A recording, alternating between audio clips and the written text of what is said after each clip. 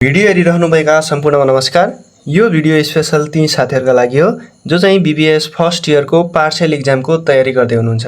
साथीहरु, आजको यस भिडियो अन्तर्गत हामीहरु BBS first year micro economics for बिजनेसको पेपर मोडेल र सिलेबस डिस्कसन गर्न गइरहेका छौं।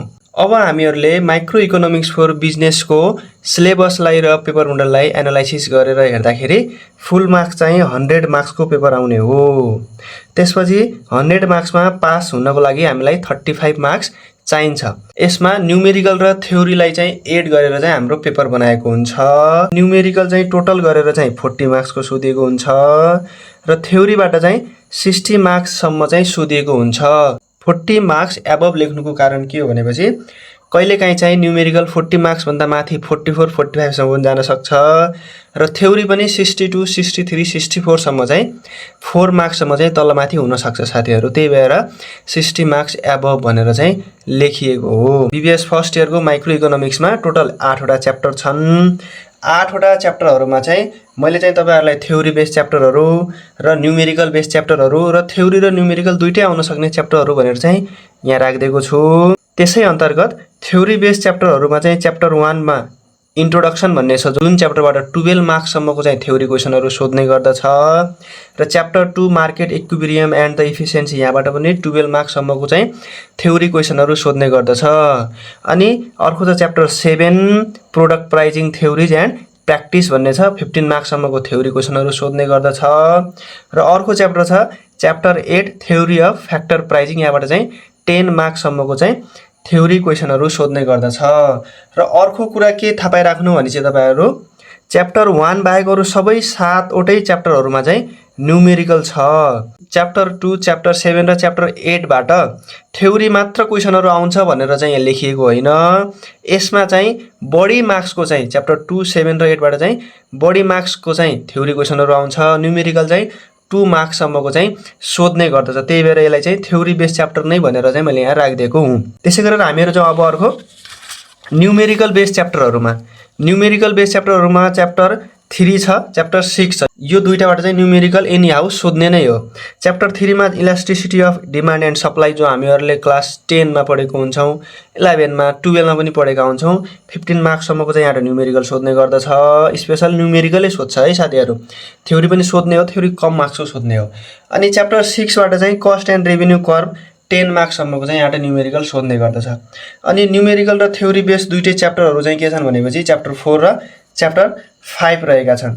Chapter 4 chapter 5 chapter 2 chapter 7 chapter 8 यहाँ पनि राख्न सकिन्थ्यो। तर च्याप्टर 2 7 र 8 बाट चाहिँ बढी थ्योरी कम न्यूमेरिकल आउँछ। यहाँबाट चाहिँ अब दुईटै मिक्स गरेर दिन सक्दछ। च्याप्टर 4 बाट चाहिँ 15 प्लस मार्क्स सम्मको सोध्ने गर्दछ दुईटै मिक्स गरेर। च्याप्टर 5 बाट चाहिँ थ्योरी अफ प्रोडक्सनबाट 10 प्लस मार्क्स सम्म चाहिँ सोधिन सक्दछ। अब पेपर मोडललाई हेर्दाखेरि हामीहरुको ग्रुप ए बी सी गरेर सोध्ने गर्दछ। ग्रुप ए मा चाहिँ ब्रीफ आन्सर क्वेशन अथवा भेरी सर्ट आन्सर क्वेशन सोध्ने हो जसमा चाहिँ 10 वटा क्वेशन सोधे हुन्छ। टोटल 20 मार्क्स को हुन्छ। ती मध्ये पनि 3 देखि 4 वटा क्वेशन चाहिँ न्यूमेरिकल आउने नै हुन् है। अनि ग्रुप बी मा चाहिँ डिस्क्रिप्टिभ आन्सर क्वेशन भन्छ अथवा सर्ट आन्सर क्वेशनहरु सोधिएको हुन्छ। यसमा चाहिँ 5 वटा क्वेशन 10 मार्क्स गरेर 50 मार्क्स को चाहिँ हामीहरुले सल्भ गर्नुपर्ने हुन्छ। यो 5 वटा क्वेशनमा चाहिँ दुईटा क्वेशन चाहिँ न्यूमेरिकल हुने नै हो।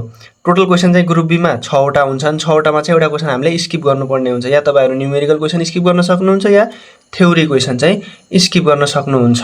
जुन कुरा मैले यहाँ तल लेखिदिएको छु 1 question skip in group B and also 1 question skip in group C भनेर लेखिदिएको छु। अनि यहाँ पनि तपाईहरुलाई analytical answer question group C मा चाहिँ अथवा लङ आन्सर क्वेशनमा चाहिँ 3टा क्वेशन सोधिएको हुन्छ खासमा। ती मध्ये चाहिँ दुईटा सल्भ गर्नुपर्ने हुन्छ। 15 मार्क्स को 30 मार्क्स भइहाल्यो। तपाईहरुको एउटा क्वेशन चाहिँ न्यूमेरिकल जसरी भए पनि सोध्ने नै हो। यसरी चाहिँ हामीहरुलाई न्यूमेरिकल र थ्योरीलाई चाहिँ मिक्स गरेर इकोनोमिक्सको micro economics for business BBS first इयरको चाहिँ पेपर बनाएको हुन्छ। अब यो पेपर सल्भ गर्नको लागि अथवा सर्ट टाइममा प्रिपरेसन गरेर कसरी पास भइन्छ भन्नको लागि चाहिँ मैले माथि अलग अलग गरेर छुट्टै दिएका चाहिँ न्यूमेरिकल बेस्ड च्याप्टरहरु चाहिँ दुईटा च्याप्टर हेर्नै पर्यो। अनि बाँकी अगाडिको च्याप्टर 1 र 2 चाहिँ तपाईहरुले छोड्नु नै भएन। यति गर्दा पनि तपाईहरुलाई फेरि पनि कसरी तयारी गर्ने, क्वेशनहरु कहाँबाट ल्याउने, कुन तरिकाले पढ्ने भन्ने लाग्छ भनेपछि तपाईहरुका लागि मैले micro economics for business BBS first year partial एक्जाममा पास हुनको लागि तपाईहरुले सल्भ गरेर जानुपर्ने या बुझिराख्नुपर्ने इम्पोर्टेन्ट क्वेशन फर एक्जाम भनेर क्वेशनहरु बनाइदिएको छु। तपाईहरु सरसर्ती हेर्न सक्नुहुन्छ। च्याप्टर 1 इन्ट्रोडक्सन का 12 वटा क्वेशन छन् है। अनि यो थ्योरी बेसको लागि मात्र हो साथीहरु है, न्यूमेरिकल क्वेशनहरु चाहिँ यसमा छैनन्। सबै हामीहरुले थ्योरी बेस क्वेशनहरु यति यो च्याप्टरबाट जति क्वेशन दिएको छु यो क्वेशनहरु तपाईहरुलाई यदि आउँछ भनेपछि तपाईहरुले यो एक्जामको लागि यताउता कतै पनि भौतारी रहनु पर्दैन। हामीहरुको च्याप्टर 5 अनि च्याप्टर 6 मा हामीहरुले यति क्वेशनहरु हेर्नु पर्यो, 7 मा चाहिँ यति क्वेशनहरु हेर्नु पर्यो र 7 मा चाहिँ अलिकति क्वेशन बढी छन् साथीहरु, हेर्न सक्नुहुन्छ। यसमा चाहिँ तपाईहरु न्यूमेरिकल पनि प्र्याक्टिस गर्छु भनेपछि न्यूमेरिकल पनि हेरेर जानु होला। अनि च्याप्टर 8 मा चाहिँ हामीहरुका यी क्वेशनहरु रहेका छन्।